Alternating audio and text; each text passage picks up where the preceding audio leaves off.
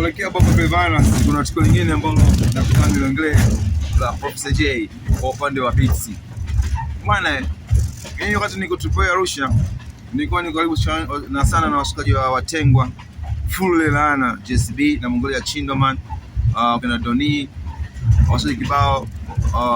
Sasa Jay bwana, baada ya ile ngoma ya Manifurahisha ambayo alifanya ndani ya Bongo Records, ana Chindo kufanya ngoma inaitwa Nawaza, inaonekana wako connected nzuri sana na Majani.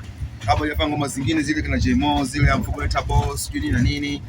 Umeona bwana, JCB Jesus come back akaenda kwa Majani kufanya ngoma.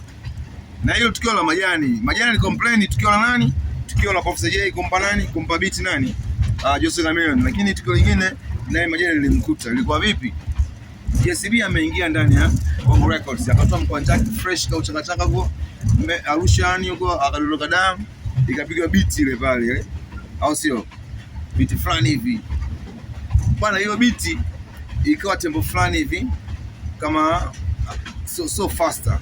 Si akatokea Professor Jay, mzee ambaye anataka kufanya kitu kubwa, mzee wa mitulinga, je, tunakuzimia. Kipindi hicho ana mawe, utamwambia nini? Akiingia Bongo Records anasema Majani anamwambia, "Usikia ngoma hizi hapa mzee." Yeye akamwambia, "Mwanangu, hiyo beat ya JCB inahitaji hiyo." Naona kama hapo JCB hapo amepewa kama demo, anataka chuga akafanya mazoezi na mimi ngoma JCB kibidi baadaye aachie.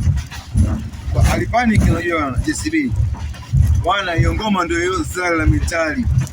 Gong gong gong gong gong gong gong gong gong. Bwana, hiyo ngoma JCB ashapewa demo, iko chuga akafanya mazoezi, akaingia mzee Majani, mzee mitulinga pale Professor Jay studio Bongo Records.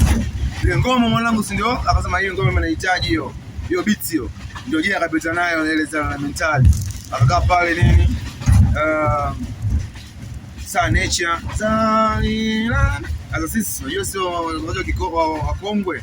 JCB akaja Tupoe. Niko ready hapo. Mwanangu bwana, hii beat unasikia ile mentali ndio beat yangu. Hebu chukua hii ngoma sikiliza. Kweli nikipiga mixing na ile ngoma. Mpaka mwanangu Juice akasema, "Mwanangu, hii ngoma kweli." Ila sasa Majani alikupa demo. Ila kwa Professor Jay kaiboresha zaidi. Imekuwa faster, imejaa. Jamaa akaanza kuumia JCB. Kama si JCB unaumia vitu gani? Kitu vya kawaida tu. Akabidi aachie. JCB ameachia ngoma haina mixing. Ameachia ngoma yani kama demo. Hiyo tu aonekana na yeye kwamba ile ngoma ilikuwa ya kwake. So ni matukio ambayo yako kwenye game. So hii game ina vitu vingi sana mzee. So sisi tumenari game. JCB kabisa atulie, bado zile mentali kwa bang. Ilivyokuja ile video sasa. Munile yuko mle ndani. Hey. Jay yuko na mkokoteni amevaa pensi mzee. Akaona acha ni Sunday akasanda. So ni magame na matukio ambayo yanaendelea. Na hii na kukumbusheni tu kesho Kongo weke dustbin kuhusiana basi na kuelekea Bongo Flava 2026 na Professor Jay. Matukio ni mengi sana, lakini acha niishie tu hapo.